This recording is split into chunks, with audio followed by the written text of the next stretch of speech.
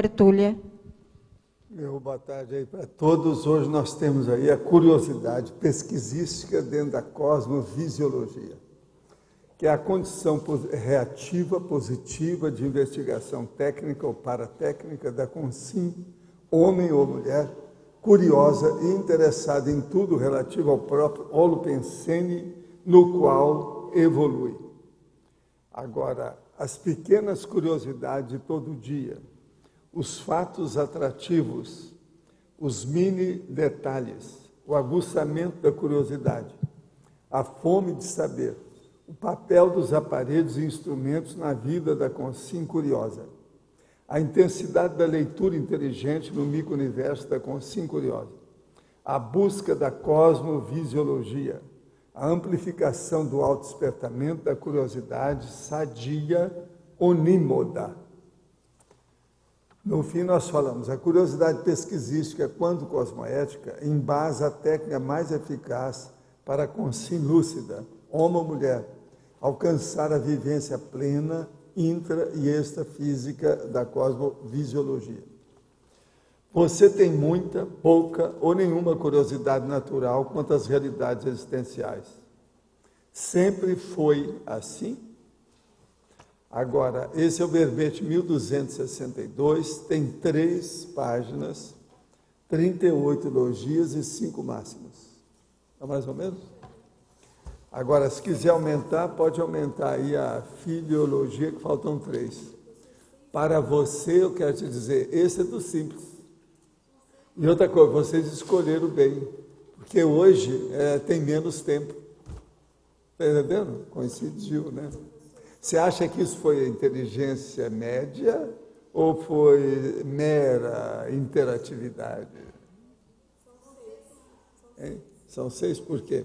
Vocês acham que a etimologia tem 2? Não tem. O primeiro não é. Chato, dessa vez eu tive que corrigir, né? Eu sempre deixo passar, mas assim... Aqui é a pergunta. É frequente que, ao mexer com as energias em meu local de trabalho, que é uma livraria, sinta como se fosse uma pressão no chakra nucal. Não sinto nada desagradável, seja em termos de pensamentos ou energias. Acontece também, às vezes, em outras circunstâncias, mas o fenômeno nunca é acompanhado de sensações desagradáveis. Como devo interpretar o fato? Simples desbloqueio, sensibilidade natural, interferência de consciência? Olha, a primeira coisa aí é o seguinte, se você não sente nada desagradável, então é preciso examinar por quê. Seria, por exemplo, isso está te dando alguma inspiração, alguma intuição? Seria uma consciência. Agora, existe uma outra coisa também, que acho que não foi falado, que é bom a gente lembrar para você. Sabe lá se não é, por exemplo, alguém que já dessomou, que você tem afinidade com essa pessoa, e é um guia cego, ele chega perto de você, você se sente bem com ele. Quer dizer, você é cego sendo dirigido por outro cego. Isso também, essa hipótese não pode ser descartada. Eu, de vez em quando, aqui banco assim o advogado do diabo, mas é o jeito, né, para poder clarear, né? Mas essa hipótese também tem que ser considerada. Porque mexeu no chakra nucal, um pé na frente, outro atrás, desconfiou ontem e nasceu em Minas Gerais, porque senão não vai. Está na cara que tem alguma coisa. No livro de Robert Monroe, ele relata a projeção em que expressou seu amparador o desejo de conhecer o ser humano mais evoluído do planeta. O amparador, embora avisando que o resultado poderia não ser o esperado, o transportou até uma consciência que se auto-intitulou de organizador. Em uma breve conversa, o possível serenão permitiu ao Robert saber por telepatia que ele vive no mesmo corpo há 1800 anos. O senhor tem alguma informação dessa consciência? Admite a capacidade de um serenão viver século no mesmo soma? Se sim, quais seriam os possíveis motivos de tal permanência no intrafísico? Olha, eu não estou de acordo.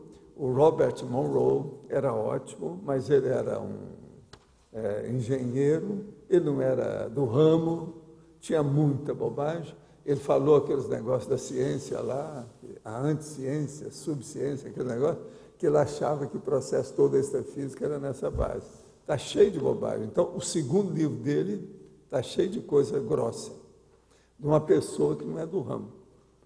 Eu quis até conversar com ele, etc., tentei falar com ele, eu conversei até com a filha dele e tal, mas ele já estava com muita idade, já cansado, já não estava atendendo nem ninguém, nem nada. Então, eu não tive oportunidade de conversar com ele. Agora, por exemplo, tem coisa que ele relata que é correta. A hora que ele relata como se tivesse uns anões, umas consciências em cima dele, aquilo é de assediador. Ele relata direitinho. Agora, ele não conhecia nada dessas coisas. Ele não sabia nada. Ele começou tudo no escuro. Mas ele ajudou muita gente em matéria de projeção, essas coisas todas na época. Foi bom. Mas, do ponto de vista geral, não. Você sabe, esse processo que ele era favorável ao problema da ciência, aquilo que eles falam outra dimensão mais inferior do processo da própria física, entendeu? Então, ele admitia que o extrafísico seria uma coisa assim. Agora, eu não vou admitir isso aí pelo seguinte, o serenão, ele não vai ficar com um corpo desse, que o corpo ele teria que dar muito trabalho. E outra coisa, eles não têm problema de ressomar. A ressoma é muito melhor para isso, para arranjar um corpo novo, ajuda mais gente. Tem a opção de vantagens. E ele não perde nem a lucidez durante o período do restringimento. Então, eu não admito isso aí, não. Para mim, tudo é fantasia. Tinha de tudo, né? Agora, eu não digo que não tenha, tudo é possível, sei lá, né? Who knows? Se é serenão, se é consciência, eu não ponho a mão no fogo para nada. Para muitos de vocês, eu não ponho mais a mão no fogo, no baú, e sei lá, né? A pessoa muda de uma hora para outra para melhor. Tudo é possível, de modo que... Mas, olha, você notou que esse verbete aqui é do simples, está entendendo? Que é o processo para chamar a atenção sobre o problema da curiosidade técnica, científica, cosmoética, harmoniosa, tranquila, não é isso? Você foi mexer, você ganhou um. E quem escolheu foram vocês mesmos ontem. Né? A situação é essa. Agora, compara esse com verbete, é diferente. Tem vários assim. Outra coisa, nesses grandes, compara com os verbetes que são mais longos. Esses de 7, 6, 10 páginas. Entendeu?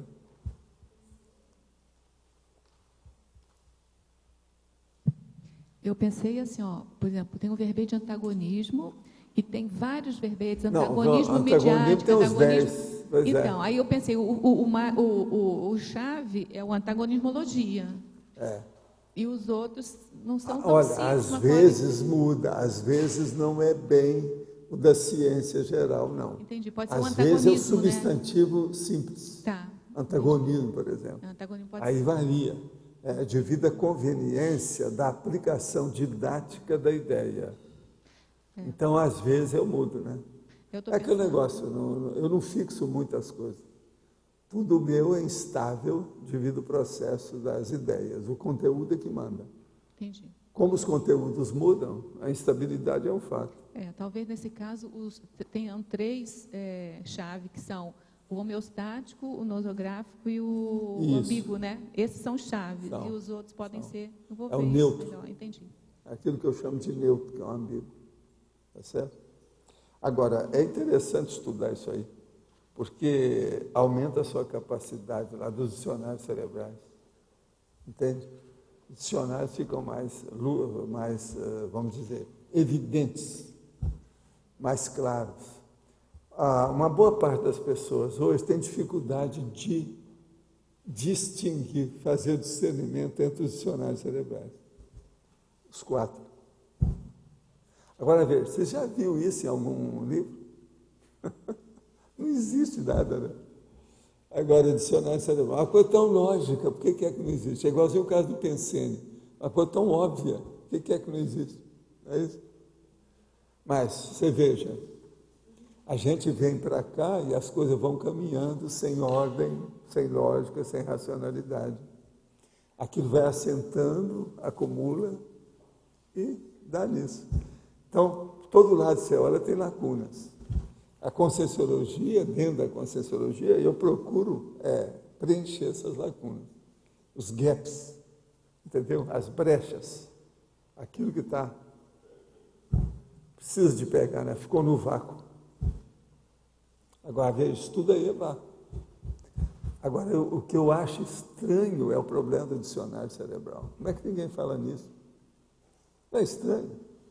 Então, você veja as bobagens dos filósofos e as bobagens dos artistas.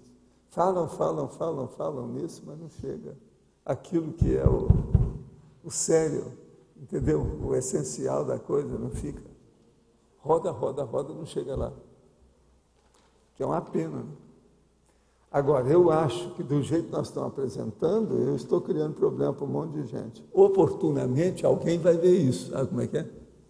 Fora das nossas áreas. Então, oportunamente, vão ter com os réus que vão começar a ver o problema. E vão achar que, às vezes, tem alguma saída. Se seguir as nossas técnicas.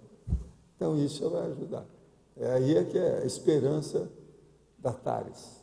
A Tales é aplicada para esse povo. Porque a turma que vem com o curso intermissivo, esses já estão, né? Já tem a cabeça maceteada por si mesmos. Entende como é que é? Agora o resto não, ele ainda tem ainda que trabalhar muito. Agora, é necessário tanto o verbete simples quanto o complexo e o intermediário. Não tem jeito. Agora, o ideal, como eu estava falando, é que a enciclopédia tivesse todas as entradas, todos os verbetes do Wise, por exemplo. A gente explicar um por um. Poderia, de vez em quando, juntar aqueles que são derivados, cognatos, alguma coisa e tal, mas... Agora, isso não dá, né? Para fazer uma vida, não dá. Porque o ideal seria ter um livro para cada verbete. É isso? Um livro especial, com todas as decorrências daquilo. Agora, eu tenho procurado fazer isso com alguns, aquilo que seja mais importante, que é o caso do réu urbanizado, do Pacífico, entende? É isso. Mas quem é que está aí com a curiosidade pesquisística para falar alguma coisa? Tem alguém? Hoje parece que o frio acomodou um pouco. Olha, aqui aumentou 1 grau, pelo menos, viu? Depois nós já estamos aqui, que já vai para vai quase 1 hora que eu estou aqui. Eu queria... O senhor colocou como neutro, né? Então, eu queria saber quando que essa curiosidade pesquisística ela pode caminhar mais para o nosográfico, quando é uma pesquisa que não... A hora que a pessoa começa a bisbilhotar a intimidade dos outros, aquilo que ele não tem nada que ver. Ou aquela pessoa, aquilo que eu falo da mesa, que a pessoa chega aqui e começa a ver os papéis que eu estou mexendo, levanta e tal. Você imagina com a maior falta de educação. Isso é clássico, né? Isso é internacional, esse caso da mesa, por isso que eu falo. Entende? É o bisbilhoteiro. Isso aí é uma curiosidade burra. Aquilo, no caso, não vai servir nada para o esclarecimento, né? Para a pesquisa dela. Agora, então, por aí você chega à conclusão que toda curiosidade ela tem que ser educada. Se ela deixou de ser educada, ela fica patológica. Então, a educação é um processo de homeostasia, é de saúde. Uma pessoa sem educação, até um certo ponto, é uma pessoa doente. Hoje em dia, por exemplo, vivendo nessa era tecnológica, uma pessoa que não entendeu um pouquinho de tecnologia, como é que fica? Ela é doente, ela é anômala, ela é teratológica, ela é uma amostra. Ela não se encaixa no processo. Por isso que hoje eles têm que começar, para mim, dentro de pouco tempo, eles vão começar a dar muito valor para a ignorância, o apedeutismo, o analfabetismo funcional. Isso aí é terrível. Então, a turma da Academia Brasileira de Letras, que ainda usa máquina de escrever Underwood. Quer dizer, eles não têm computador. Sendo que o computador é muito melhor do que uma máquina de escrever. Não há motivo da pessoa ter uma máquina de escrever, sendo que tem o computador. E outra coisa, se ele é da academia, ele é pessoa da média alta. Né? Então, ele não pode reclamar que não tem dinheiro para arranjar um laptop. Então, veja, até há pouco tempo tinha uma opção de velhinho lá que não sabia mexer no computador. Eu não sei se atualmente ainda estão assim, porque aquilo varia, né? Muitos morrem, outros entram. Tá? Se tiver a dança das cadeiras. Mas... Valdo. E o computador faz todas as correções ortográficas, né? Quer dizer, como é que a pessoa perde tempo com a o computador, máquina? A hora que ele começou a funcionar para valer, eu falei assim, esse é o meu sonho do horário de consumo de não sei quantos séculos. Foi esse. Todo o trabalho. Agora, só nessa vida, o que eu usei de máquina de escrever não foi fácil. Eu aprendi a escrever mesmo, máquina de escrever, com alta velocidade. E o meu cunhado que me ajudou, eu tinha 10 anos. Quando eu cheguei em Uberaba, então tinha um serviço da secretaria para fazer, eles falaram assim, não, você agora, nós não sabemos como é que é a sua datilografia, vai lá e entra no curso. Eu entrei, na mesma hora, eles falaram, não, você pode ir para a ultra velocidade. Aí eu caí fora, vim embora, tive lá 2 aulas e vim embora. Aí eu cheguei da secretaria e falei assim, ó, me falaram que eu já sei tudo, que já estou com velocidade, que sei tudo sobre isso. Então tá certo, tudo bem, então deixa para lá. Então, eu nunca recebi o diploma de curso de datilografia. Agora, o meu cunhado, ele exigiu muito de mim para fazer. Eu ia para o escritório, eles tinham uma usina de beneficiamento de arroz. Milhares, aquelas montanhas de saco de arroz e tal, né? E o escritório era enorme. Então, ele arranjou uma máquina lá que não estava sendo muito usada, colocou uma espécie de folha de Flandre em cima para tampar, para a gente não ver o teclado, e me deu um resumo lá das instruções. Em pouco tempo eu tinha que estar lá e tudo certinho, não podia errar nem nada. Aprendi bem com 10 anos. Agora eu comecei a trabalhar, eu tinha 12 para 13 anos. Já estava doutor no assunto. De lá para cá foi um tal de usar. Agora, foi o máximo, a hora que eu comecei a trabalhar, que a secretaria, todas as chaves de todos os lugares, laboratório, tudo ficava comigo, porque eu que morava lá. Né? Então, eu tinha liberdade de escolher a máquina que eu quisesse. Você está entendendo? Era um tal de datilografar de noite, no fim de semana, a hora que acabava o expediente, tudo isso meu, tudo era datilografado e bonitinho. E outra coisa, eu fazia questão de não errar, limpava tudo, acertava tudo. Agora, com o tempo, eu me acostumei com isso. Agora, quando eu fui fazer o Projeciologia, eu tentei ver os negócios todos, não teve jeito. Agora, eu escrevi 2.640 páginas, tudo datilografado.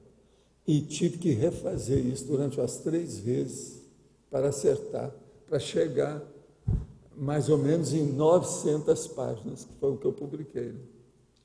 Agora, você pensa bem como é que foi. Outra coisa, não dava para... Eu arranjei, na ocasião, uma senhora, que era minha secretária, que ela escrevia, praticamente ficava lá em casa o dia inteiro.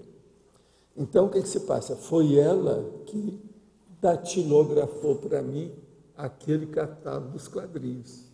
Não fui eu, aquilo foi ela. Eu só dava meus originais, ela passava para lá. Agora, ela era poliglota, tá entendendo? Dominava bem as coisas, era tradutora. Uma senhora muito mais velha do que eu. Ela já tinha uns 70 anos. Mas uma fera alta, está entendendo? Viva, sabia tudo, uma culta. Agora, ela me ajudou muito, mas na questão dos originais não dava para dar, né? Uma pessoa, era eu mesmo, porque os originais eu vou publicar o livro. Agora, o catálogo não, o catálogo era juntar as peças, fazer listagem. Ela fez isso para mim. Esse que está aí, eu tenho 2 exemplares dele. Aquele foi feito, a parte básica mesmo foi datilografada por ela. Agora, de modo que esse processo de escrever, não adianta só ter curiosidade, é preciso de registrar. E o registro sério, no fim, são os originais da pessoa, são os registros mais sérios. A pessoa tem que ter os originais dela, aquilo que ela pensa, a coisa mais séria, a ideia titular daquilo que ela estuda. De modo que digitar é muito importante. A maioria aqui eu vejo que digita tudo na base do catamina, não sei como. Né? A maioria não fez nada de curso, de nada. Tem disso. Não chegaram na fase da velocidade. Não, você tem que entrar agora na velocidade. Então tem que fazer isso em tantos minutos. Então. Não é fácil. Agora, isso é bom. A pessoa melhora, ajuda, raciocina rápido. Pois é. Agora tem gente que pergunta assim, né? Como você escreveu um livro assim? Escrevi. Não, a maioria aqui, tudo é catando. Não uso todos os textos, mas dá para... Catando milho. Na verdade, eu devido deixar de falar em mandioca, eu devido falar em milho, né? Estava mais de acordo com a tropa.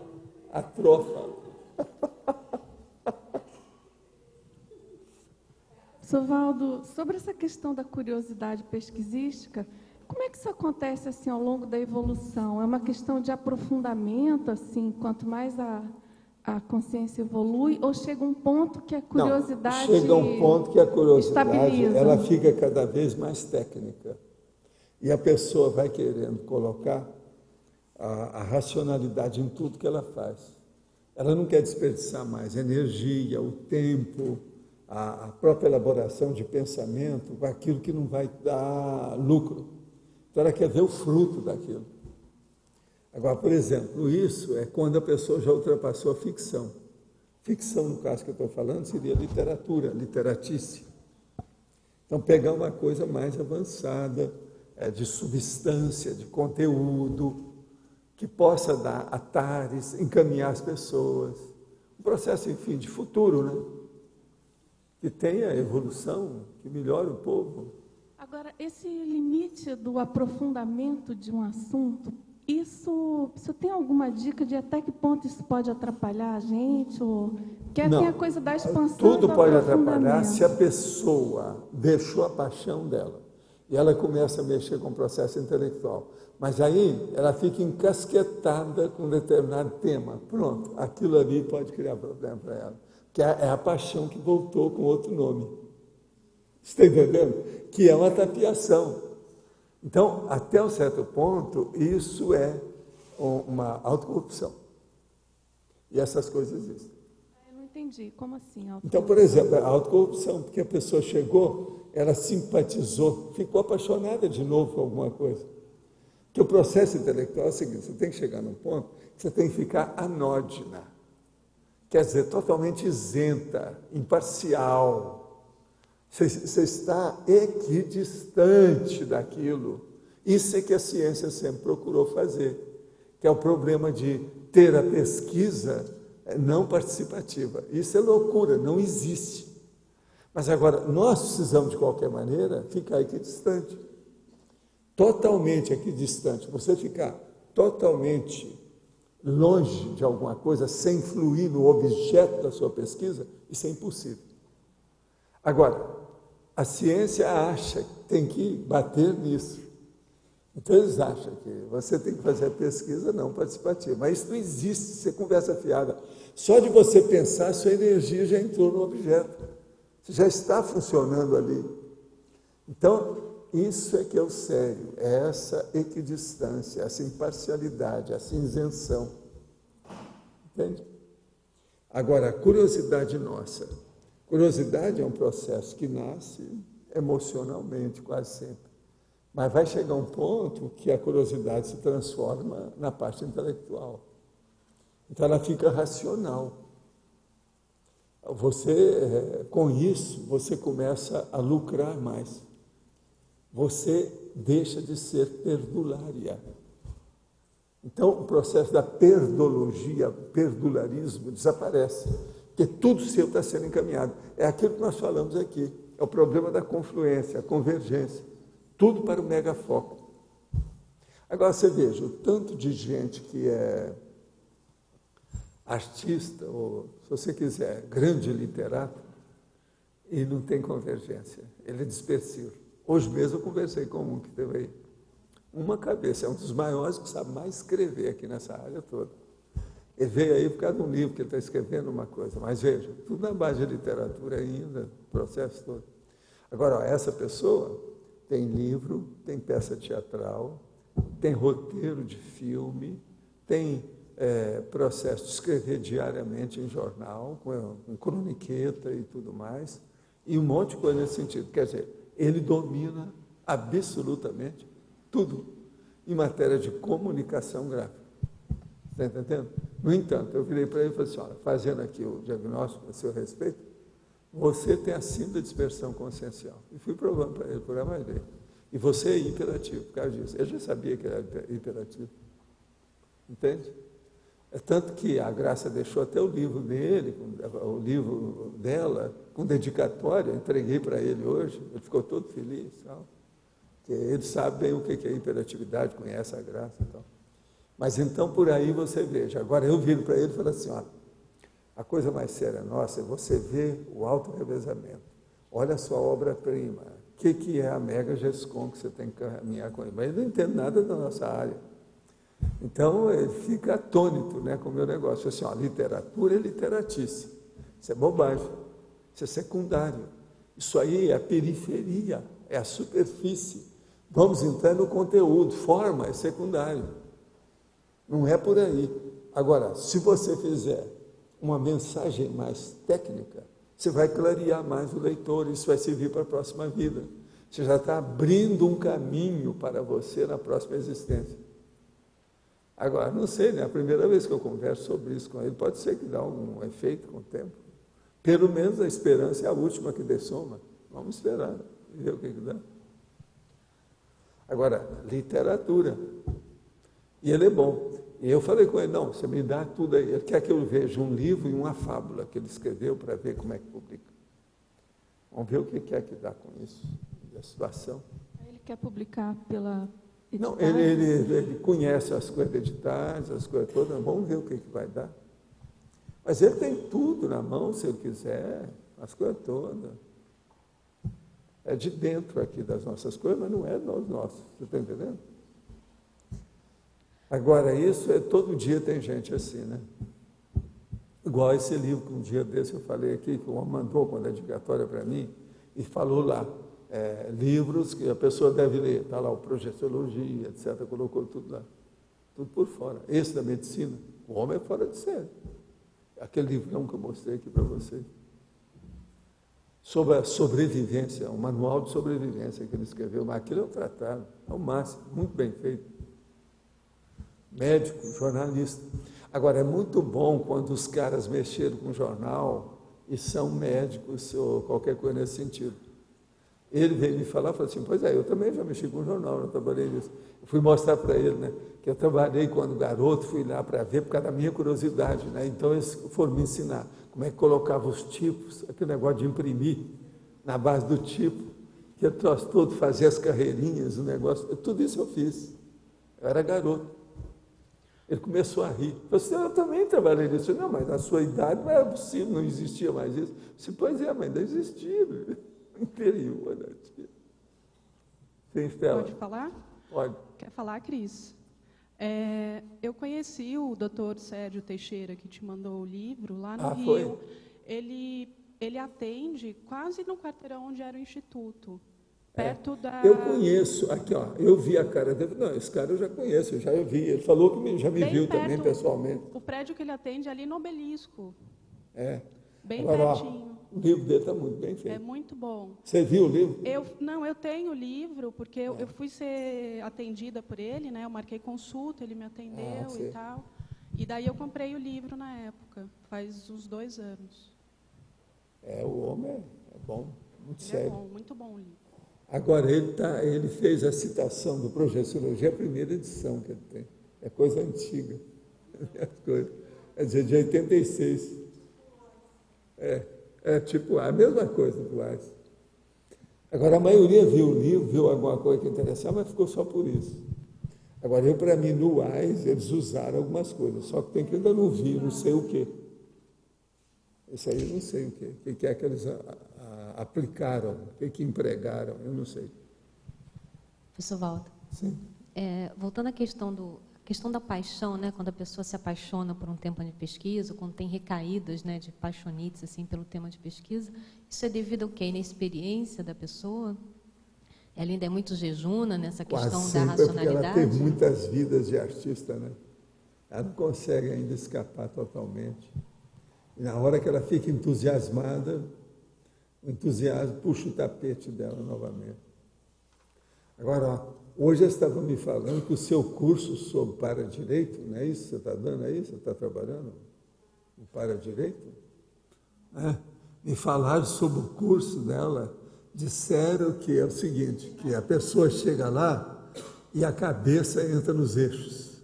Tudo fica organizado, a coisa fica tudo assim. Eu falei assim, mas o que você quer? É a Cris. Pois é, a dinâmica do direito. Agora, pois é, mas é um curso. Eu falei alguma coisa errada? Eu acho que não. Agora, o que é que se passa?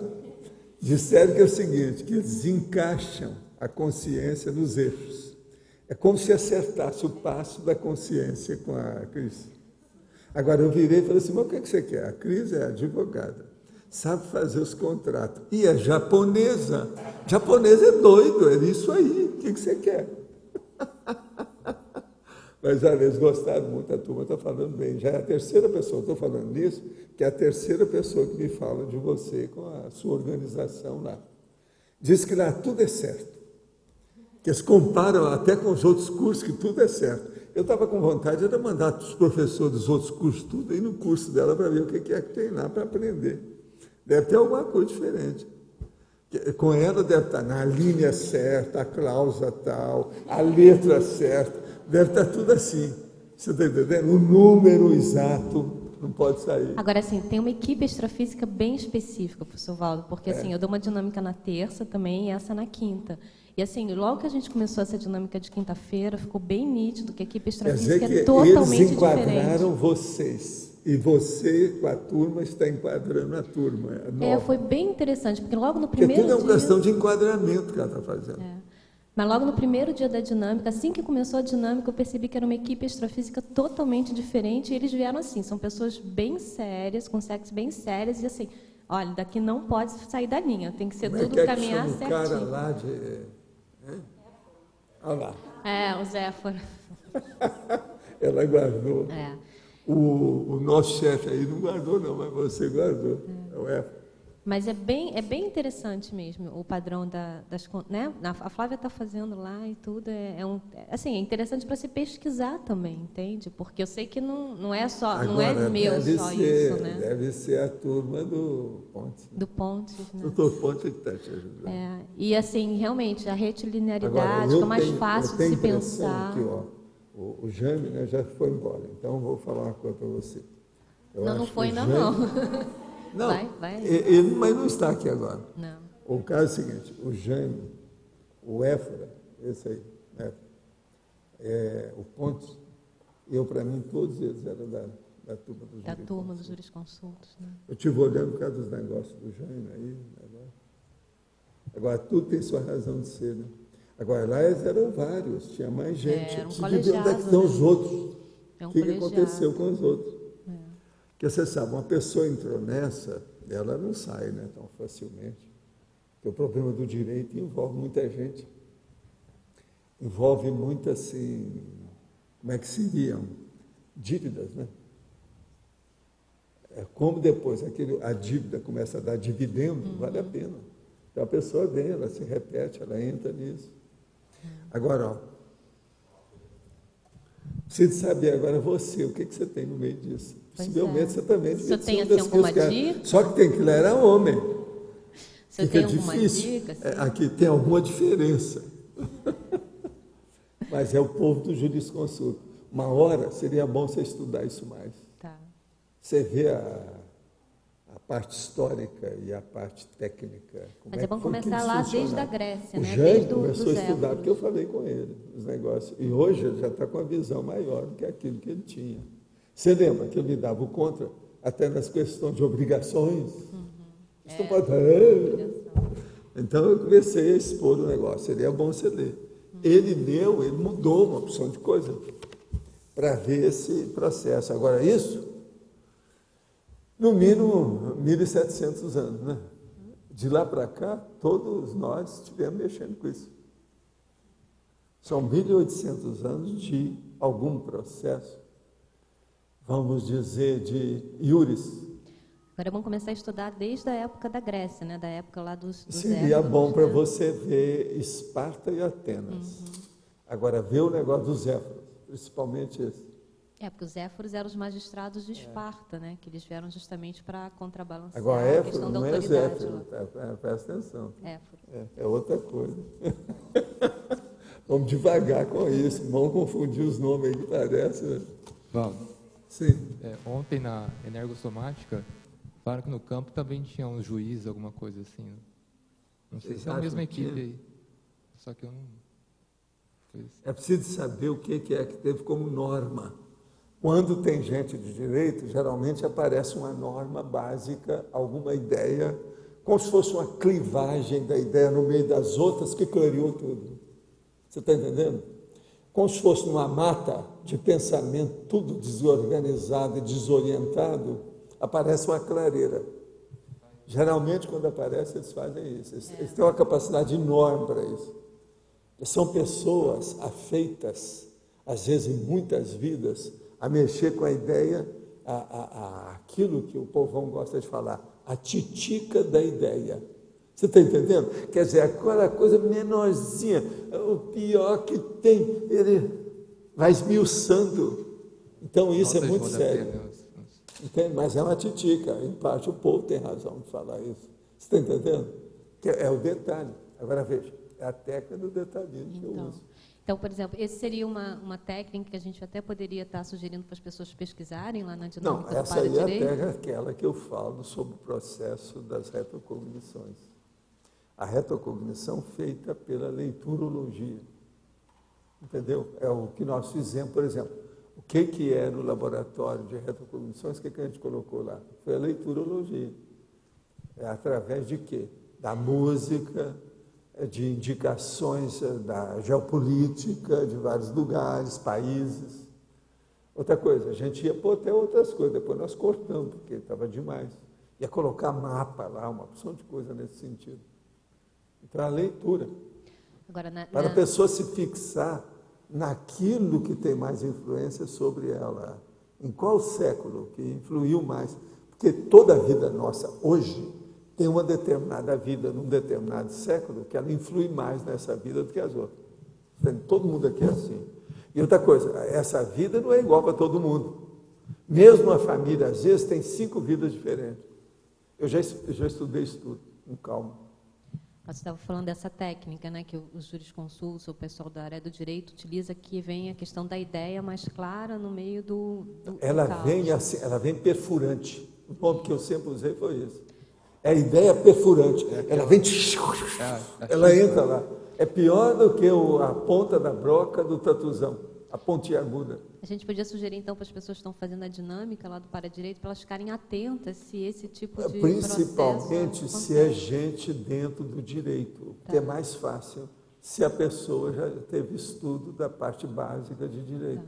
Aquelas matérias básicas, essas que eu falei aqui hoje, essas que eu vivo falando para vocês, teoria geral do Estado, direito romano, economia política, está vendo que para a pessoa ter uma visão histórica disso. Por exemplo, o que o nosso chefe, o professor Dr. Jânio, ele foi estudar o problema do direito romano, porque é onde pegou mais, é onde instalou. Porque, você sabe, os gregos eram muito bons, mas eles sofriam de uma síndrome. Qual a síndrome que eles sofriam? O nosso chefe não está aí? Não. A síndrome da dispersão consciencial. Você não acha? Um dos caras que quis arrumar isso foi o Platão, mas mesmo assim, todo mundo era disperso. Você quer coisa mais dispersiva do que a vida do Sócrates? É verdade ou não? Não, os romanos agora veja, bem mais disciplinados, mas a tendência, às vezes, da pessoa que é polivalente é isso. É o que eu estava conversando com o nosso amigo aí hoje, falando isso para ele. É a versatilidade. É um problema, a pessoa é tudo. Então, ela não fixa em nada. Quem quer tudo não fixa em nada. Eu ainda falei com ele, olha, você é o cara dos vários barcos. Então, a perna num barco, a outra perna no outro. Os 3 afundam, os 2 barcos e você. Que não fixou. Pega um barco só, que seja a nave capitânia, que é aquilo que eu falo da Tânia, a nave capitânia. Senão não vai. Valdo. Tem lógica, não tem? Essa ideia que você falou que vem assim tem a ver com aquele verbete da chispa discernidora? Tem. Aquela que vem... É isso aí, a chispa. Eu já coloco essas coisas para chamar a atenção, você está entendendo? É de propósito, para aumentar a curiosidade da pessoa, para ela ver como é que é. Agora, veja, isso aí, o ideal para nós era nós termos técnicas só baseadas em megafoco. Tudo quanto é técnica nossa tinha que ter um megafoco básico mais sério. Nem sempre nós podemos fazer assim, porque a técnica, às vezes, é multimoda, é multifacetada, entende? Multifacética. Ela tem muitas faces, muitos modos, muitas modalidades de manifestação. Aquilo ali é um problema. Mas o ideal seria que fosse só uma coisa mais pura. Se a gente purifica, então, vamos falar com a coisa mais clara. Por exemplo, existem as pessoas, a maioria, que tem monovisão. Raramente você vai encontrar, hoje na Terra, que está começando o negócio da cosmovisão. Isso por quê? Porque falta o parapsiquismo. Mas, por exemplo, se uma pessoa tem a monovisão bem fixada, ela tem mais facilidade do que as outras para chegar à cosmovisão. É um paradoxo imenso isso aí, mas funciona. Por quê? Funciona devido ao problema dela ser comedida, racional e lógica. Porque ela já fixou alguma coisa como superior ao resto que apresentou para ela antes. Você está entendendo? Então, isso aí é importante. Agora, não resolve nada. É importante, mas não tem resolvido nada. Porque senão todo mundo já tinha essa cosmovisão. Ajuda, mas não é a cirurgia que ela precisa. É apenas uma mitridatização, é apenas uma tapeação, por exemplo, feita de ambulatório, uma receita, entende? Temporária, mas não resolve. É o paliativo, como nós chamamos, não é o tratamento definitivo, entende? Para dar alta. Então, é um senhor problema isso aí. Agora, a curiosidade está no cerne de tudo isso, na essência de tudo isso tem que ter curiosidade. Se não tem, não resolve nada, não funciona. Agora aqui, sobre a resposta à minha pergunta, a primeira da tertúlia de hoje, poderia ampliar indicando a saída para diagnosticar corretamente o fato? No caso de interferência de guia cego, o próprio fato de estar priorizando o apuro no trabalho com as energias não levará ao seu afastamento, ou que seria melhor, a melhoria da sua condição consciencial? Olha aqui, você não se interessa por isso, não. Esquece isso. Você tem que ver o seguinte, se você está trabalhando corretamente, o amparador vai tomar conta da consciência. Se ele é um guia cego, ele vai ver o que ele vai fazer. Agora, seu problema é sair do occipital para o frontal. Vamos ver se ele entende. Tem que sair da área do occipital, da nuca, e vir para a área do lobo frontal aqui, que vai chegar no fronto chakra. Então, é sair do chakra nucal para o fronto chakra. Esse é que seria o ideal nesse caso aqui. Agora, se você está se sentindo bem, é preciso ver também isso até que ponto que é. Uma outra coisa que eu não falei, mas já que você chegou de novo, agora você também vai levar mais essa. O problema todo é o seguinte, até que ponto que você é casca grossa? Isso eu não posso falar, é você que tem que dizer. Você tem que estudar se você é casca grossa, porque se ele for casca grossa, tudo que está acontecendo, você está entendendo? Ele não sabe nada se está contra, se está pró, como é que é. E às vezes ele é tão casca grossa que é superior ao guia cego, quer dizer, ele é mais grosso do que aquilo que o guia cego pode perfurá-lo. Que perfurar, que eu estou falando, é com o Xeno Pensene, está entendendo? Chegar com uma cunha mental na cabeça dele, ele não consegue porque é de aço, ele tem elmo na cabeça. Então, eu não estou falando que ele eu estou aqui só aventando a hipótese para ajudar a situação, porque eu estou vendo que ele quer estudar o negócio com calma, então seria bom ver isso. Não tem lógica? Você entendeu? Professor? Sim. Aqui no B, dentro dessa questão, A gente sabe que, na medida que a gente vai evoluindo e fazendo as reciclagens, também evoluem as nossas companhias, né? Seja de guia cego, assediador e amparador. Minha pergunta é, como que a gente pode refinar a discriminação entre guia cego e amparo nesse caso? Discriminação sua ou dele? Minha. A sua? Primeira coisa é o seguinte, se tem alguma coisa errada, você não está discriminando coisa nenhuma, é a vovozinha. Você tem que chamar a atenção da vovozinha do guia cego. Mostrar a realidade para ele, você está fazendo esclarecimento. Guia cego é, na Terra de hoje, essa Terra, nesse momento evolutivo, um dos maiores, uma das maiores consciências necessitadas de assistência. É o guia cego. Porque se você melhora um guia cego, vem um monte de melhoria e outros que vão melhorar junto com ele. De modo que guia cego é assistido. Você está entendendo? Ele não serve como assistente. Pensa nisso. Então, por aí, desde que o negócio não é você, se o problema é dele, vai em frente, esclarece tudo. Por isso que é que tem a impactoterapia, cosmoética destrutiva e outras coisas mais. Lembre-se disso. Entendi. E qual a relação que você fez do occipital? É, no caso, a influência aqui do núcleo chakra ou é alguma outra relação que você estava fazendo? O que tem? Quando você respondeu a pergunta.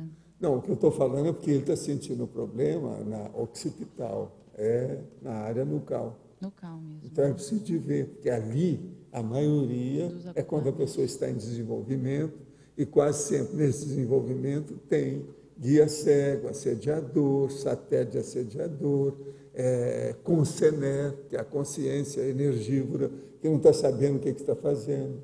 Você nem pode chamá-la como sendo uma assediadora, porque ela nem sabe o que é isso, ela não sabe. Ela tem fome, ela tem avidez pelo problema da energia da pessoa. Então, isso tudo a gente tem que entender. É o assistido dos mais necessitados que tem também, do ponto de vista assim, de qualificação, né? Da necessidade, da carência. Obrigada. Há algumas semanas acordei no meio da noite assustado com a sensação de um inseto batendo asas ou uma folha de plástico sendo amassada dentro do meu ouvido. Não soube por que era. Ontem estava deitado exteriorizando energia para minha esposa quando ela deu um pulo assustada dizendo que sentiu um inseto voando e batendo asas de forma estranha dentro do ouvido dela. A sensação dela foi idêntica à minha, mas as circunstâncias diferentes. Na primeira vez, fiquei tão assustado que cheguei a pensar se é sinalética de algum tipo de assédio. Na segunda, eu já estava trabalhando com energias e exteriorizando com a mão próxima ao rosto dela. Poderiam dizer algo sobre isso? Sim. A primeira coisa é o seguinte, isso aí pode ser um problema, sim, de sinalética, que eles estão mexendo devido ao processo das vibrações timpânicas. Agora, uma coisa que seria bom você ver é o seguinte, olha quando você teve a sensação, como é que estava a temperatura. E depois, se é a sua senhora também, na hora que teve a sensação, se a temperatura era a mesma. Se foi, às vezes, é um processo de mudança da temperatura ou algum aparelho que esteja ligado. Por exemplo, um aparelho de ar-condicionado. Se ele tiver o ouvido para o lado que o aparelho está ligado, aquilo vem direto para o ouvido. Isso aí pode dar. Uma outra coisa também, se isso acontecer de novo, você vai fazer o seguinte, você vai puxar a mandíbula para baixo, fazer isso, ó, para mexer aqui na articulação temporomandibular. Porque se for alguma coisa do processo de temperatura, a temporomandibular vai mostrar. A pessoa faz isso, igualzinho com a pessoa que está no avião, na hora que eles mudam, entende? A pressão lá dentro, que todo mundo começa a mexer, abre, então tá, que é o problema da mandíbula, que é a temporomandibular. Isso aí às vezes também ajuda. No caso aqui, ajuda a identificar se o processo é de temperatura. Tem que excluir primeiro essas possibilidades físicas em torno do assunto, para depois ver. Mas agora, olha, o problema é que a vibração timpânica é uma das coisas mais comuns dentro do processo de desenvolvimento da sinalética energética. Isso não pode ser esquecido. Meu pai aposentou-se em 2000, professor universitário de matemática, com o cérebro e os conhecimentos sempre ativos. Em 2005, foi diagnosticado mal de Alzheimer aos 78 anos. Hoje, com 82 anos, está perdendo a capacidade de falar corretamente, a memória está bem prejudicada. Como é o processo de rememoração quando ele dessomar? O que dependerá dele para que não fique por muito tempo como parapsicótico pós-dessomático? No extrafísico, ele voltará a ser a consciência inteligente e competente que foi no passado? Como ocorre esse processo? O mal de Alzheimer pode estar relacionado a pessoas que foram muito rígidas consigo e com os outros que foram radicais? Olha aqui, ó, é muita pergunta. Deixa só ir vamos por parte.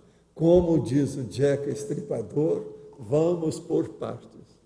Então, a primeira coisa é a seguinte: uma pessoa com mal de Alzheimer não quer dizer que ela seja rígida, não. É um problema mais da genética com predisposição devido à aterosclerose e outras coisas mais. É uma série de causas e de etiologias, de modo que não é. Outra coisa séria: se o seu pai era uma pessoa de bonomia positiva, que ajudou os outros, de ficha boa, que a intenção era harmônica e homeostática, sadia, ele, depois que dessomar, ele vai recuperar o negócio quase que instantaneamente. Ele recupera os cons dele. Então, as unidades de lucidez, ele adquire logo desfazer o corpo, porque aquilo, o corpo já não tem mais influência sobre ele, o psicossoma começa a reajustar, aquilo bate no mental soma, ele fica lúcido de novo com as coisas todas. Há casos de Alzheimer, que eu já encontrei fora do corpo, que a pessoa melhorou de um dia para o outro. Ela praticamente passou a primeira e a segunda dessoma simultaneamente. Que isso aí pode ser com ele, porque ele é professor de matemática, geralmente eles são muito vivos, estão sempre com muita lucidez, mais do que a média, em matéria de elaboração de pensamento. Então, isso é ajudado demais. Agora, a situação toda é o seguinte: põe energia nele e no ambiente dele, você sempre vai ajudar. Agora, para ver se ele tinha uma boa ficha, basta ver como é que é o ambiente dele atual. Ver se tem assediador do passado dele junto com ele. Se não tem, é porque ele era bom. Entendeu? Porque a pessoa pode estar doente assim e não ter nada. Isso aí varia de pessoa para pessoa. Qual a relação entre a pesquisa do voluntário de uma IC e do Mater Pensene desta IC? É aconselhável que o pesquisador enfoque sua pesquisa no Mater Pensene da IC que trabalha? Sim, mas veja, todo mundo que vai trabalhar lá está mexendo com o Mater Pensene da IC. O Mater Pensene da IC seria a razão social da instituição, aquela que é a meta, o objetivo, o que é que se procura o Mater Pensene. O Mater Pensene, no caso, é praticamente a mesma coisa. Agora, pode ser que a pessoa, o rapaz está aí preocupado, é que às vezes ele vai entrar lá e vai cuidar só do arquivo da instituição, seria uma coisa assim, né?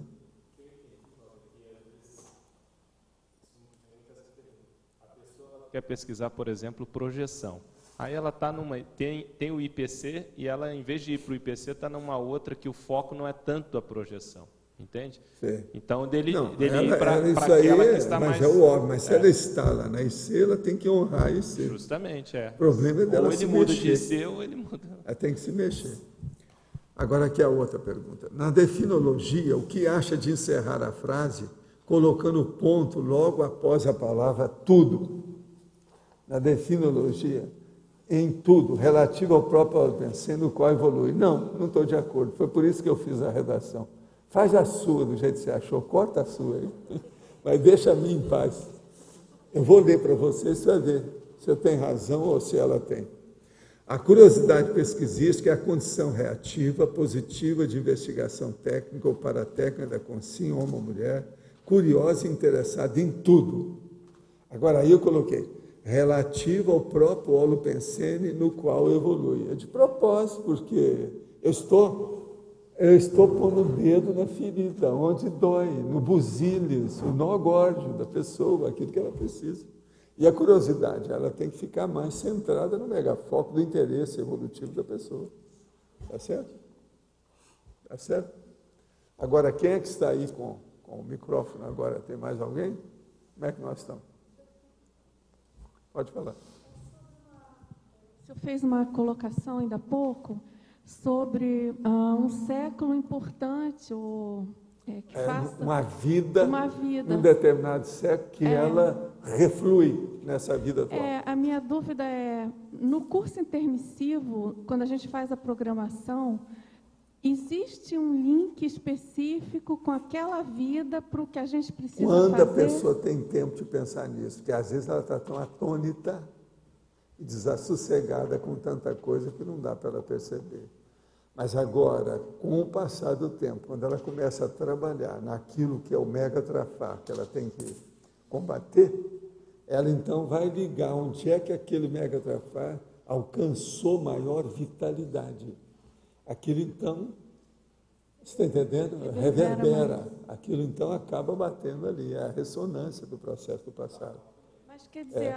Eu, por exemplo, lembro daquele negócio que eu falava para vocês, que eu tinha retrocognição, mas tinha um período de pequenos séculos que estava tudo obscuro.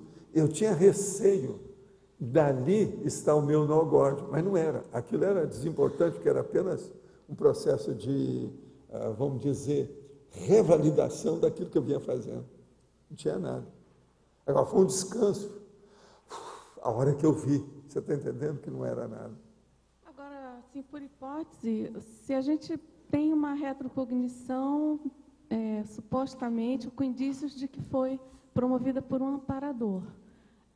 Isso pode ter ligação, dele estar mostrando esse período que é mais importante para um desenvolvimento. Mas agora o problema é ver se o fenômeno todo ele é autêntico, se ele merece crédito. Isso tudo é que tem que ver. Aí é o princípio da descrença, tem que ser colocado seriamente para ver como é que funciona isso. Mas pode ser sim, muita coisa nesse sentido. Aqui na fatuística, a última frase, a continuação da ampliação do autodespertamento da curiosidade sadia onímoda. A amplificação do autodespertamento da curiosidade sadia onímoda. Onímoda quer dizer de muitos modos. Então, uma curiosidade sadia, quando é de muitos modos, é porque ela é abrangente, ela é cosmovisiológica, ela é panorâmica, ela tende à policarmalidade, então ela é ampla. Você está entendendo como é que é? E é isso aí que é a coisa mais séria. Aí há realmente uma extensão, um aprofundamento do autodespertamento da pessoa, da curiosidade dela. Isso. Porque a qualificação da curiosidade, você está entendendo? Sim. Melhora.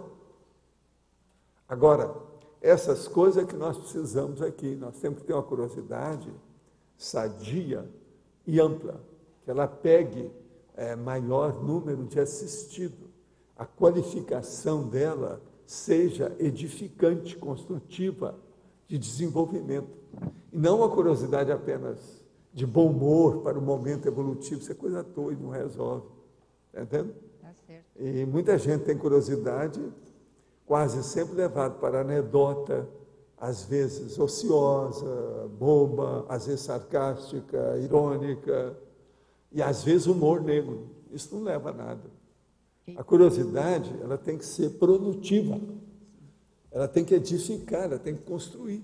E o que vem a ter a ver com isso o nosso passado?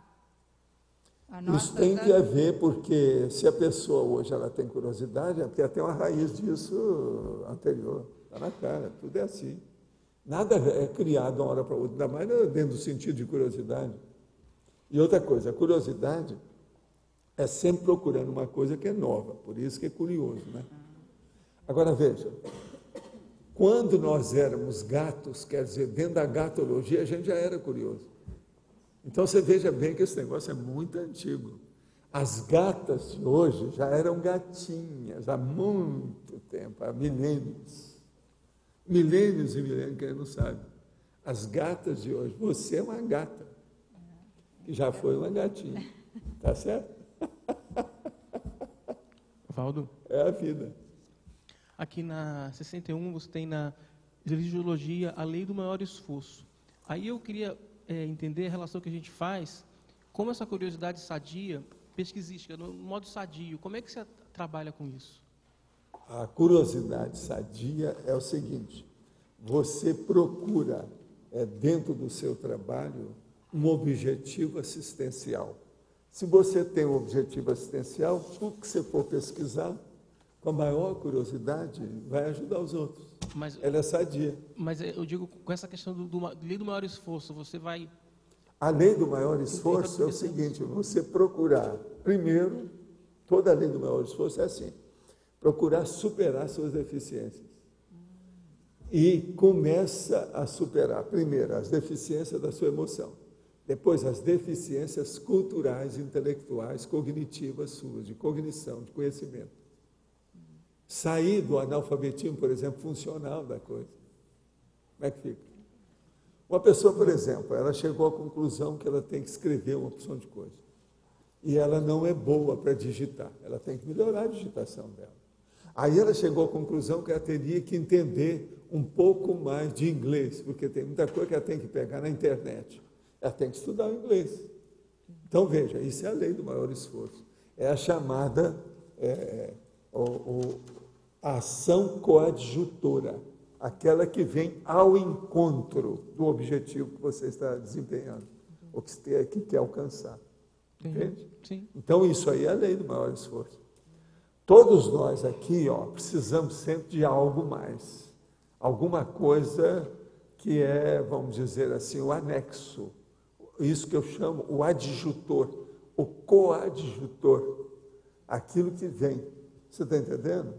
É um aditivo, é um extra. Sempre um entende? Sim. É o upgrade de uma coisa nova, fazendo a convergência para o mesmo objetivo.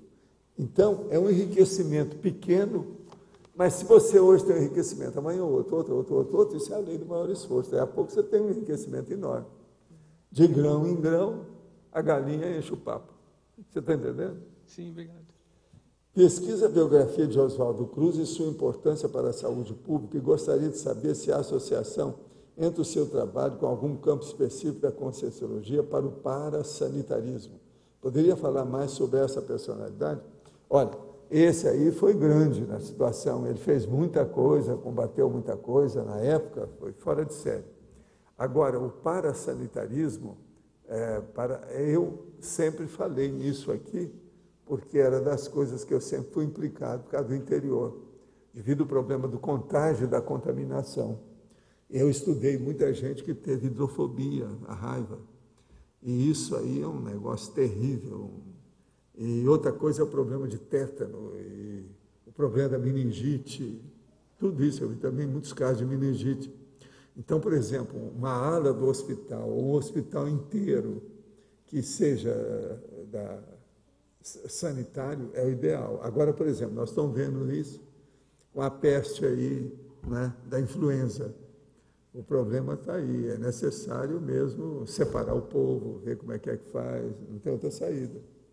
E outra coisa, hoje, pelo menos, já há uma certa consciência inicial sobre isso, já não está mais na época da peste negra, né, aquela situação toda que era horrível.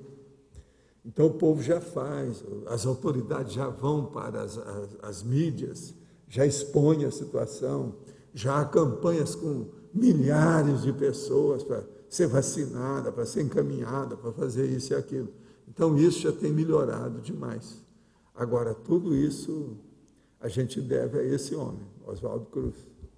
Agora, olha bem a fundação que tem lá no Rio, no nome dele também, vale a pena, que é onde a Pia Steiner trabalhava. Lá vale a pena também examinar o que eles fazem. No meio de favela, aquela coisa toda, do jeito que eles têm, é um negócio manquinhos, não é fácil aquilo. De modo que o que eu sei dele, o processo todo é esse. Agora, é uma grande personalidade esse homem. Fez muita coisa para o Brasil e para os brasileiros, né? Até hoje, tem repercussão.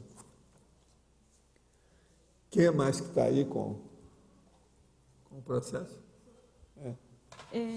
Por que o tema ele é neutro? Ele não poderia ser homeostático? Não, porque tem curiosidade, como eu estava falando. Chega o cara que é bisbilhoteiro. Em cima da resposta que você deu bisbilhoteiro, ele, sei lá.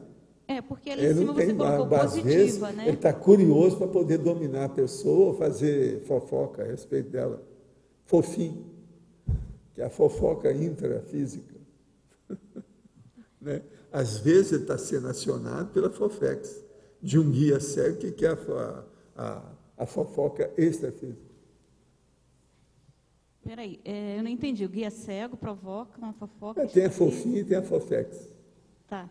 Fofinho é a fofoca intrafísica. Fofex é a fofoca extrafísica. Por exemplo, um assediador, às vezes, ele quer fazer uma fofoca para derrubar a pessoa, para ela se tornar vítima dele. Com isso, ele faz a possessão. A Fofex é muito para isso. Entendi. Essas coisas existem. Agora, a curiosidade, às vezes, está no meio da Fofex. Como dizem o povo, a curiosidade matou o gato. Ele não raciocinou bem para aquela curiosidade que eu dizia. Ele não foi à escola, o gato. Então, ele caiu lá de cima, deu alguma coisa e tal. Tá, mas por que você colocou aqui positiva? Isso que me chamou a atenção. O que eu chamei neutro. Eu não chamei positivo.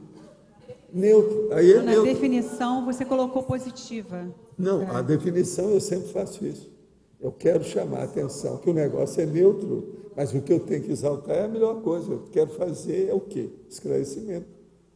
Vamos levar tudo para o melhor, para o sadio. Agora, se você quer permanecer fazendo besteira, o problema é seu, não tem nada a ver com isso. Mas eu tenho que explicar que você existe, que a besteira existe, que o desvio existe. Entendeu? É isso. Valdo. Tem muitos desses verbetes que eu coloco lá, a taxologia. Então, eu ponho a classificação. Sadio e patológico. Aqui eu não vou pôr porque é tão óbvio. Quando você coloca cosmovisiologia, já não é um qualificativo, porque, por exemplo, se fosse neutro e você colocasse assim, a especialidade pesquisologia, aí seria qualquer pesquisa, ela é neutra. Mas eu pensei assim, quando você coloca Mas a cosmovisiologia, ela também, você não pode dizer que ela seja sempre certinha. Uma pessoa pode ter uma cosvisão, por exemplo, aquele camarada que roubou bilhões lá no Wall Street, que hoje foi para a cadeia com 150 anos na cuca, está preso. É a cosvisão que ele tinha do problema. Agora, veja, ele fez uma técnica de ladruagem que a minha turma na minha terra, na década de 40, já fazia. Está entendendo? Que é a chamada pirâmide. Vocês sabiam que existia, hoje já não tem tanto mais, aquelas correntes que eram feitas de pirâmide. Então, você manda um par de sapato para o fulano, e aí você recebe aquele monte. Agora, veja, isso era tudo sujeira, mas um dia eu coloquei a minha energia em cima do negócio, cheguei para minha mãe e falei assim, minha mãe, eu posso mandar pelo menos uma vez para eu ver como é que isso funciona? Eu estou sentindo que isso aqui eu vou alcançar alguma coisa. Eu disse, meu filho, você já não viu que o fulano falou, o Zé Scarpellini falou, o outro lá disse, que isso tudo é tapeação? Eu disse, mamãe, eu estou só vendo que é interessante, deixa eu fazer a experiência. Eu disse, está certo. Quantos são? Como é que é isso? Não, eu tenho aqui, ó, na listagem que me mandaram, tem 3 pessoas que eu tenho que mandar par de meia para elas. Então eu arranjo 3 pares de meia e mando. Eu mandei. E o negócio esqueceu. Aí eu estou sempre indo ao correio para ver, porque eles queriam me dar até uma caixa postal, porque meu movimento do correio era grandão. Todo dia eu ia lá, porque assinava as coisas, pedia as coisas, vivia escrevendo. Aí, um dia eu chego lá, vem o senhor Armínio Paranhos, que era o chefão do correio. Assim, meu filho, hoje tem uns pacotes aí para você, o que você andou fazendo? Você entrou em algum negócio?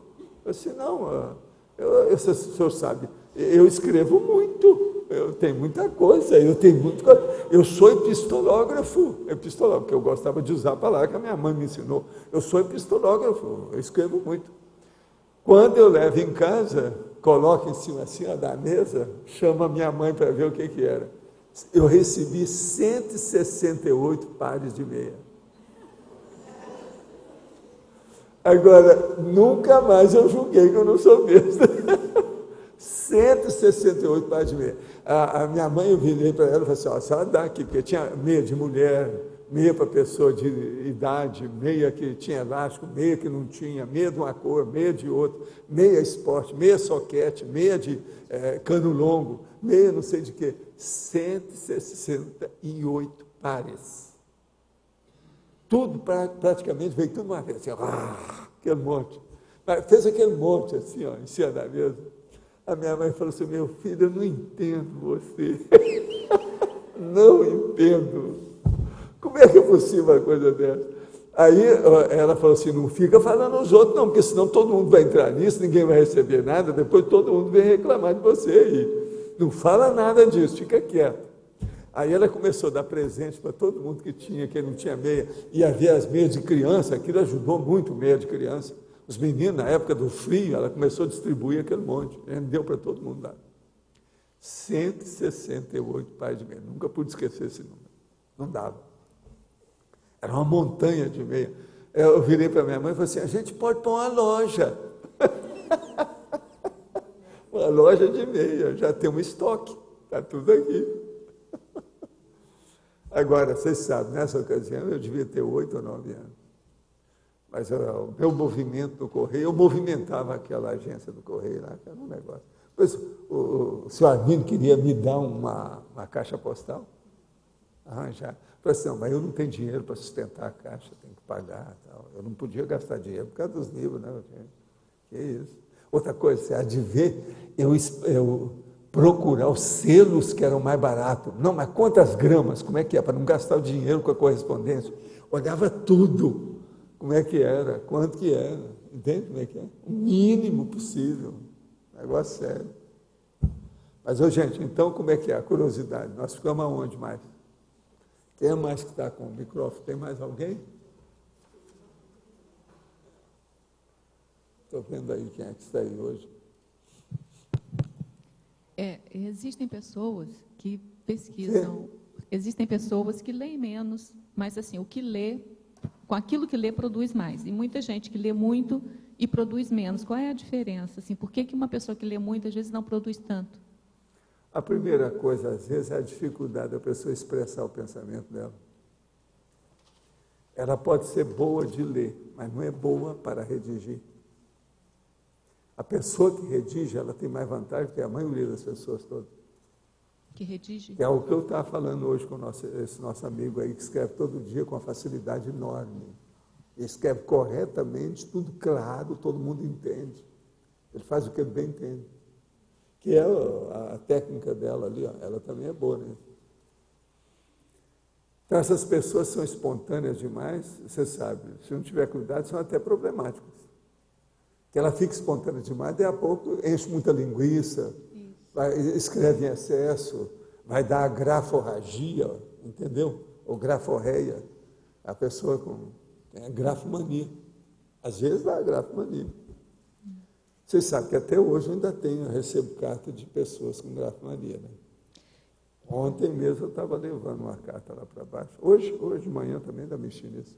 Que ela está fechada para a nossa amiga Marta ver, porque essa escreve sem parar. Um dia desse eu falei com ela por telefone. Aí as cartas aumentaram agora. Quando eu falo, entende?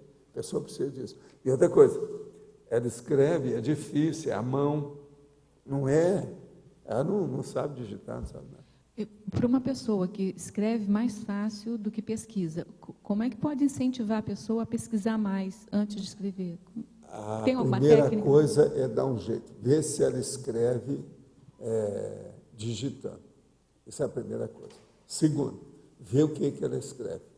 Olha se tem alguma coisa boa no meio daquele tema, os temas que ela tem. Então, fala assim, doravante você vai escrever só sobre isso. Aí ela pode melhorar. Quase sempre a pessoa não tem noção muito disso, não. Ela tem que saber qualificar o objetivo dela. Nem sempre ela sabe. Entende? Objetivar a situação ali, clara, séria, explicitando o que é. E bem selecionado, fazer uma triagem, a seleção. Ficar dentro de um tema só, entende? Um tema só principal, porque assim ela fica doutora no assunto. Você vira para ela, você tem que ser a melhor nisso. Melhor do que todo mundo que você conhece. Você pode ser melhor. que você é boa, você se dedica ao assunto. Então, o problema todo nosso intelectual é a pessoa fazer a junção das suas tendências. Ela tem um trafor, mas aquilo está isolado. Ela não tem os coadjuvantes, ela não tem, entende, os companheiros daquele trafor. Então, se ela pegar e incorporar todos eles, ela cresce. A maioria das pessoas não tem um trafor só. Ela tem um trafor central, que articula os laterais. Você está entendendo como é que é o círculo de manifestação? A maioria é assim. A pessoa não tem só um. Pode olhar. Hoje mesmo eu estava falando isso com esse nosso amigo. Com todos os recursos que ele tem, essa polivalência é um desperdício. E fica tudo numa base aí muito superficial, de ficção. Isso não leva a nada. Entende? E outra coisa, quase sempre a pessoa dessa está repetindo aquilo que já fez em vidas anteriores. E tudo isso já foi feito. É pouco. Muita água, não. Agora veja, um oba-oba, arriscando, escrevendo na água, cuspindo para cima, entendendo? Aquilo que eu falo, dando rasteira no vento. Não, você pensou? Eu vou colocar vocês dando rasteira no vento durante 1 hora. Vocês vão fazer mais exercício do que andando na esteira. Entende? Agora, fisicamente é ótimo, mas ele não resolveu nada. Não, o cara chegou para mim e falou assim, vem cá, você foi o Zéfiro? Eu disse, eu tenho falado aí para expor a situação. Pois é, mas isso aí é uma coisa séria. Eu disse, não, você pode dar a rasteira no Zéfiro, que é a rasteira no vento. Você dá? Tudo é vento, faz de conta que é um vento. Você vem dar a rasteira? Que venga. Você está entendendo? O Zéfiro, até um certo ponto, é isso, é o vento, é a aragem, a brisa. Né? É o problema.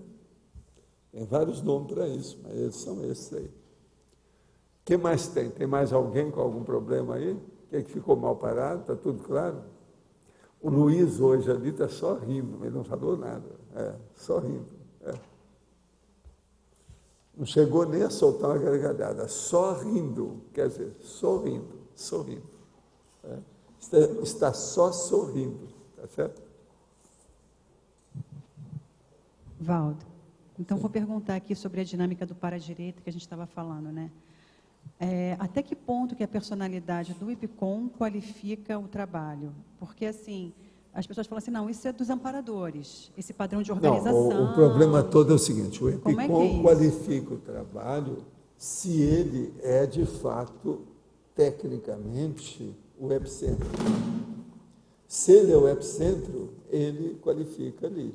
Que às vezes tem o EPCOM, mas ele não é o líder do pensamento dentro daquele trabalho, daquela tarefa. Se ele está qualificado para liderar o trabalho, ele influi demais no holopensene do trabalho. Influencia. Se, por exemplo, ela é muito organizada, se ela que está influindo, essa organização deve partir dela. O problema está na cara. Potencializa. Agora, por exemplo, se ela arranja um ambiente que os outros admitem isso que ela está fazendo, aquilo aumenta muito em pouco tempo. Amplia tudo. Você entendeu, né? Então, o epicentrismo, ele é sempre importante, por causa do processo da liderança. A centralização, você está entendendo? Da orientação para se chegar à meta. Então, isso importa muito. Pensa nisso. A chuva chegou aí, a cumprimentar vocês. Então, não tem mais nada? Nós podemos passar? Está um pouco, ainda tem tempo aqui, mas acho que nós podemos passar, não é isso?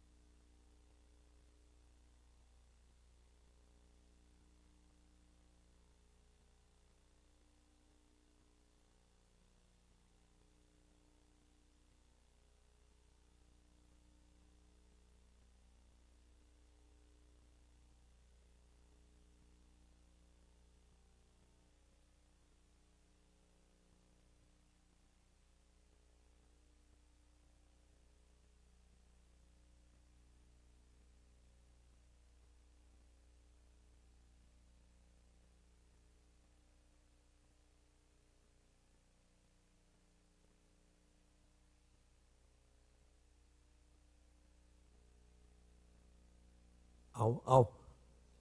Tá? Mas hoje eu senti aqui a energia específica, às vezes tem disso. É a chamada quaternária. Então você nota direitinho que a energia vem num ritmo assim. 1, 2, 3, 4. 1, 2, 3, 4. Aquilo vem aquela fluência em cima de você. Agora, às vezes, isso é por causa da central. Quer dizer, é tipo quaternário. É a 24. Então, ficou assim. 1, 2, 3, 4. 1, 2, 3, 4. 1, 2. Eu notava direitinho isso, sabe? Aí o nosso amigo, eu escutei na minha cabeça. Isso é para finalizar bem. Quase sempre estava dando mais para o fim mesmo. Mas teve casos que chegou assim, bem na metade do trabalho e o negócio. 1, 2, 3, 4. 1, 2, 3, 4. Você está entendendo? Bem forte. Para mim, hoje, eles ligaram alguma coisa nisso aí. Quando eu sinto os negócios, são assim. Você entra no ritmo deles, entendeu? Eles é que mantêm o ritmo. Agora, quase sempre é binário o negócio, sabe? 1, 2, 1, 2, 1, 2. Agora, hoje não. Hoje deu a cadência de 4. 1, 2, 3, outra coisa. Você não fica pensando que eu consigo dominar isso, eu não consigo, não. O negócio é contra a minha vontade, você está entendendo? Eu sou uma máquina, o negócio funciona. Agora, é a primeira vez que dá, assim, em tantos casos, uma boa parte deles aí foi tudo na base de cadência. Não sei se era essa cadência que você estava colocando, mas teve uma hora que parecia que você estava fazendo a absorção. Chegou a ter isso em algum momento? Às vezes tem que chupar, limpar, para depois você teve caminhar uma pessoa com a energia. Que atendeu que... Foi. Tem coisa né? Que às vezes precisa ser assim. Agora, tem gente aí, tem 2 pessoas dessas que têm muita sensibilidade, mas que estão muito ainda primárias. Eu falei com as 2, não é mais sério. Tem que tomar uma atitude, porque isso aí ajuda as pessoas. Quem desenvolver isso, melhora a vida, melhora o estado da saúde, tudo isso. E, às vezes, uma pessoa jovem, por exemplo, ainda tem tanta vida pela frente, se ela conseguir dominar alguma coisa disso, vai melhorar demais a vida. E todo mundo com quem ela vive, então, entende? Ajuda. Vamos ver, né? Às vezes, falando, dá algum resultado. Nunca se sabe, né? Mas, de modo geral, entre os mortos e feridos, todos se salvaram, não é isso? Mais ou menos aí. Agora, é a turma lá de Venécia, do bairro de Máscara. Está todo mundo aí assim. Sr. Valdo, aqui no ar, aqui, eu queria saber sobre a questão do Nuco Chakra.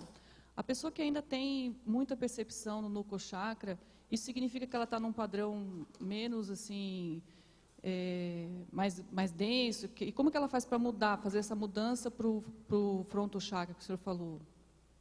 Você está falando esse a percepção, chakra. A pessoa que tem muita percepção ainda. O problema todo é ela trabalhar com a exteriorização da energia e estado vibracional.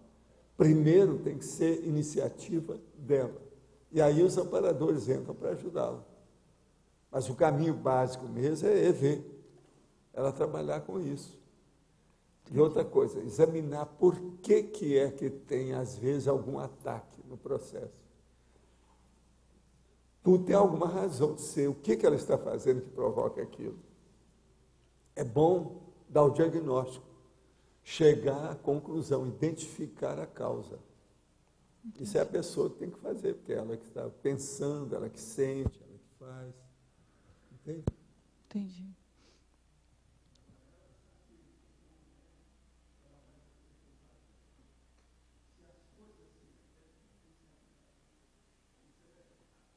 Sim, as manifestações pensênicas são assim, as energias se manifestam desse jeito. Agora, os padrões, quando mudam, é para mostrar alguma coisa, ou pior, ou para melhor, ou qualquer coisa nesse sentido. Igual, por exemplo, hoje, a hora que mudou o padrão, para quaternário, hoje aí, vai ser 4 tempos. Isso aí tem sua razão. Entendi. Agora, lá pelas tantas energia de dar com pau, e eu sentia direitinho o processo físico. Porque quando você sente aquilo que eu chamo do feto ectoplasma na sua mão. Você nota direitinho que tem uma coisa que está saindo, e às vezes é densa. Você está entendendo? Você sabe tudo. Agora, com isso, mesmo a pessoa não sentindo nada, não sabendo nada do que ocorre, está sempre fazendo alguma coisa, está limpando muito. Eu sei. Então, de qualquer maneira, é positivo, entende? E existe algum tipo de escagem que seja lúcida, que possa atingir o Nuco Chakra? Pode, isso aí depende do que a pessoa está fazendo, precisa ver qual o objetivo dela.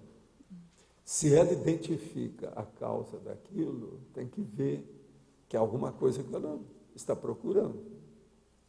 Agora tem que ver que às vezes a abordagem está errada, às vezes não é daquele jeito. A qualidade daquilo que ela pensa, que ela quer, que ela sente, ainda não é ideal. Ela tem que burilar, melhorar aquela condição. Entendi. Agora, o problema é, quem procura, acha. Se procurar coisa ruim, acha coisa ruim. Se procurar coisa boa, vai achar coisa boa. E a coisa melhora. É sempre assim. Quem procura, acha. Sempre acha. Ok. Obrigada. Professor, com relação a essa questão do Nuco Chakra, quando o amparador vai ajudar no processo de exteriorização, na verdade ele acopla, às vezes, pelo Nuco Chakra, mas não é é um acoplamento mais sutil. Ou não? Não, aí depende da pessoa, porque a pessoa às vezes varia muito. A sensibilidade para você fazer acoplamento depende da pessoa. O chakra nuclear é aquele que predispõe mais, de modo geral, toda pessoa, de modo geral, para a humanidade. Mas não quer dizer que aquela específica seja isso. Uma boa parte das mulheres, por exemplo, é só mexer no coração na mesma hora. Você está entendendo? Esse é o caso de chakra. Então, isso varia muito. Agora, a hora que a coisa se manifesta mais para o chakra nucal, é porque, às vezes, a pessoa já passou por toda aquela experiência, o negócio está fixado ali, que é onde o assediador pode agir mais. Entende? Que é ali. Agora, é interessante a gente pensar que o occipital, com esse processo da nuca da pessoa, é onde também próximo do problema da medula oblongata, que é onde a pessoa sai do corpo, é onde tem a conexão da morte, da vida, tudo é por aí. Você está entendendo? Então, é um negócio praticamente primitivo. Você está entendendo? É uma parte quase que retro alguma coisa, você está entendendo? Páleo, é um problema de passado. Então, quase sempre, por isso que aqui o assediador, ele vem do passado, né? Aquele que tem afinidade com a pessoa do passado, não é da agora. Então, ela pega direitinho o problema da coisa da antiguidade. Ela vai no museu das coisas antigas da pessoa, no caso da energia, que é a parte occipital, no caso, essa coisa toda. Mas na TENEPS, como que é o processo de acoplamento? Não é também através... Sei, mas isso é quando está desenvolvendo só. Depois que a pessoa desenvolveu, é tudo. A pessoa recebe aquilo em conjunto. É o que eu estava falando aqui um dia desse. Eu, por exemplo, depois de muitos anos, o negócio da minha nuca praticamente nem funciona. Eu domino a situação por causa do negócio por inteiro. Eu sou atacadista, eu não sou varejista. Entendeu? Entendi. A maioria das pessoas são varejistas. Tem gente que só sente os processos na mão. Às vezes só na mão direita, às vezes só na mão esquerda, tem isso tudo. Entendi. Então é muito primário, a manifestação é muito primária. Entendi. Agora, só para esclarecer, o senhor falou que tem que passar, né, desse aqui para o frontal. Tem, a pessoa tem que puxar isso aqui. Tem que então, o ideal... Aí vai ter aquela evidência, vai ampliar o processo da percepção, as coisas vão melhorar demais. Então, se a pessoa sente muito no Nuco Chakra, não tem que especificamente trabalhar, quando tentar exteriorizar, passa para esse aqui que automaticamente... Não, começa ela a fazer assistência aos outros, começa a exteriorizar a energia, entra no estado vibracional, depois exterioriza a energia em favor dos outros. Aquilo só vai melhorar, sob todos os aspectos. O negócio é muito sério, ajuda muito, entende? Entendi. Agora tem que trabalhar, né? O processo é esse, é mexer com a energia. Mas se a pessoa já sentiu, já é o primeiro caminho, é o primeiro passo. Se ela já sentiu alguma coisa, mesmo que seja no chakra nucal, já é alguma coisa. Porque a maioria é assim. Você põe uma usina em cima da pessoa,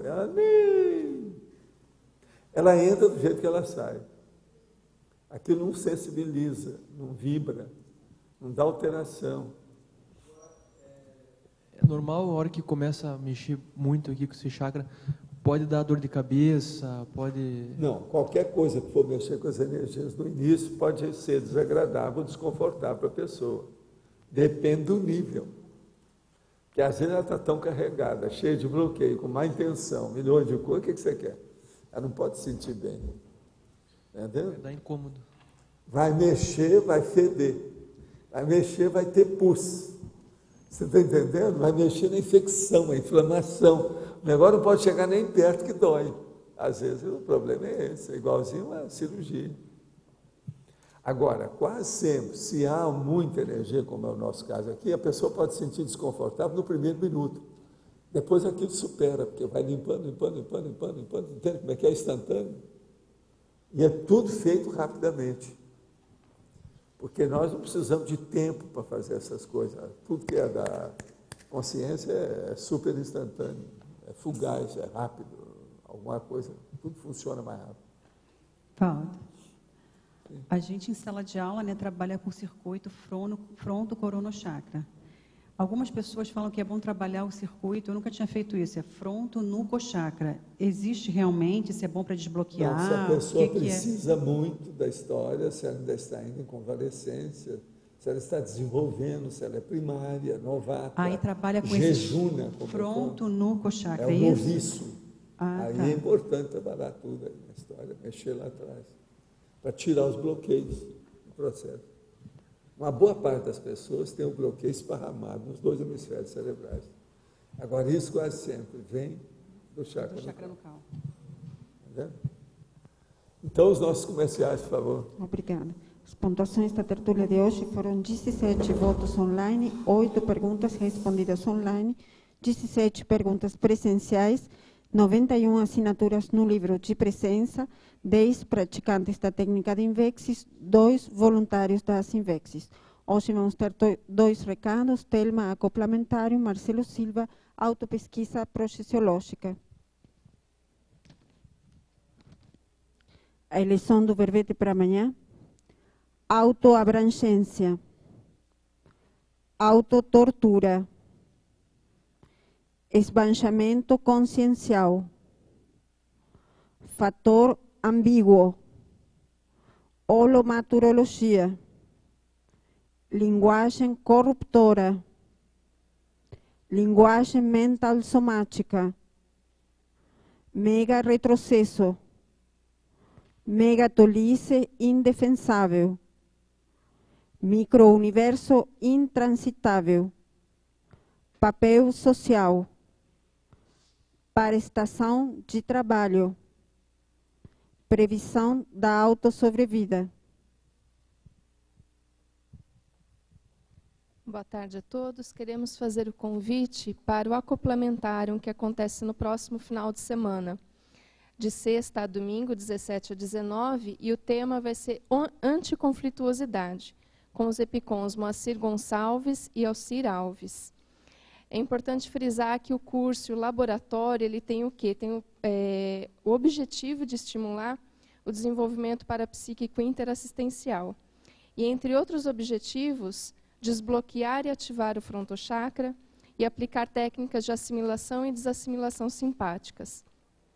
Lembramos que é um curso sem pré-requisitos e as pessoas que têm interesse em viajar para o CAEC, lembramos também da importância de viajar com máscaras para cá, que terão atendimento também médico, assim que chegarem no CAEC.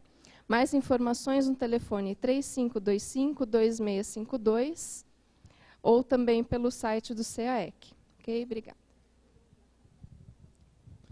Boa tarde a todos. Eu estou aqui para convidá-los a participar de um curso novo que o IPC já vem realizando aqui em Foz do Iguaçu. É o curso Autopesquisa Projeciológica. Ele estará ocorrendo também esse final de semana, ele ocorre de sexta, sábado e domingo.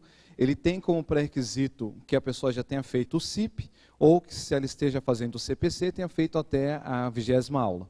O objetivo desse curso é auxiliar as pessoas a melhorarem a cientificidade na pesquisa da projeciologia, a aprimorar a sua projeciografia, a sua projeciocrítica, a gerar GESCONs e atuar com TARES, a partir das suas experiências projetivas. Então, quem tiver interesse, são 7 aulas que nós vamos ter, o curso tem 21 horas de carga horária, vai ocorrer esse final de semana agora, 17, 18 e 19, e vai ocorrer aqui na sede do IPC no discernimento. Maiores informações, só passar por lá que nós podemos fazer as inscrições. Obrigado.